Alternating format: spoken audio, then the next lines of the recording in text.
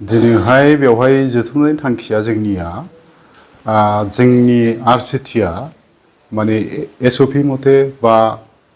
जोंनि नारनि माबा मथे जोङो क्वार्टारलि जोंनि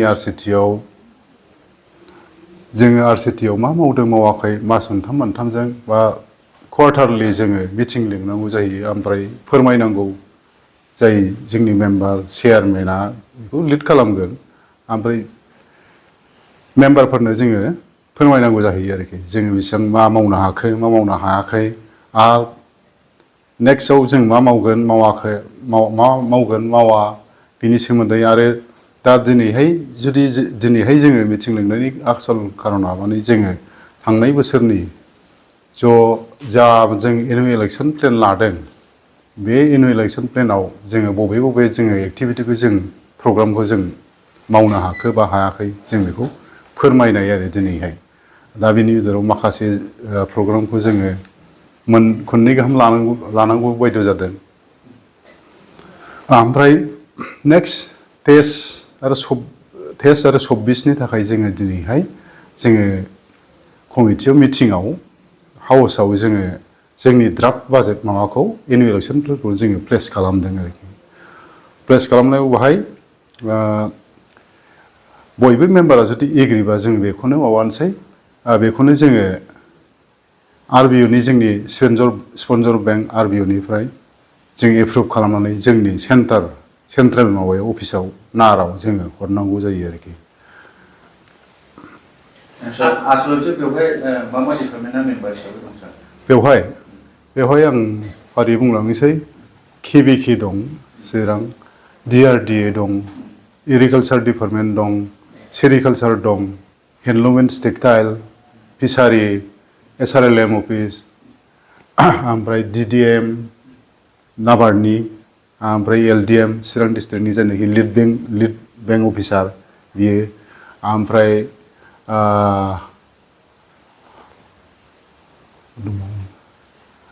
ITI फ्राबो जोंनि माबा जायो आरो एक्चुअलि बे ITI खौ नागिरो माने दासिमबो अफिसा माबायाव दङ नामानो ओरै काजलगावनि खोलायाव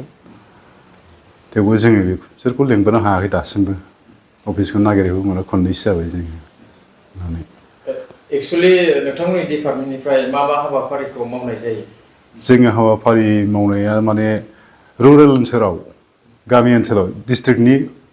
गेजेरावनो आरोखि जायफोरनाखि एफा एनै फरायनो रोंनाय बा 6, 7, 8निफ्राय ओरै गोजौ जेसेबांखि जाया मानो फरायनानै साख्रिथ' मोनखाला साख्रि मोना बिदिनो बेकार थानांगौ जायो बे बेकार मानसिफोरखौ जोङो माबा मोनसे एक्टिभिटि ट्रेनिं होनानै माबा मोनसे खामानियाव एबजर्ब जानो जाहाथे हायो गभर्नमेन्टनि गभ अफ इन्डिया MORDनि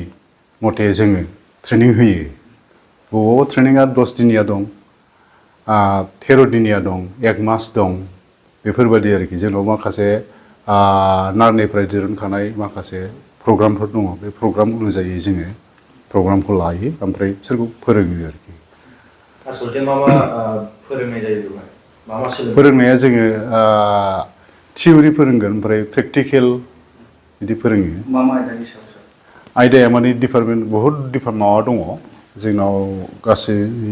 64टा एक्टिभिटि प्रग्रामफोर दङ बिनि गेजेरावनो जोङो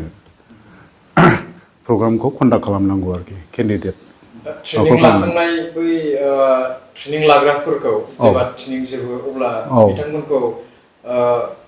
खामानियाव थिसननायनि माबाफोर राहा लानाय जायो नामा बेखौ जोङो लायो जायफोरनाखि मावखाबाय बा ट्रेनिं लाखांनायनि उनावहाय बिसोरखौ सोरबा जुदि फाइनान्सियेल जुदि हेल्प नांबावगौ जायोबा सोरबाथ' गावबा गावनो मावनानै मावो खामानिखौ साफिसियेन्ट जायहा दंखायो जायहानाखि नांगौ जायो बिसोरखौ जोङो फाइनान्सियेल हेल्पनि थाखाय जोंनिसिम बिसोरो प्रप'जाल होफैनांगोन रिकुवारमेन्ट जा बेंकआ बियो बेखौ जोंनिसिम होफैबा जोङो बेंकसिम बिसोरखौ फाइनान्सियेल हेल्पनि थाखाय जोङो बेखिनिखौ मावनानै होयो आरो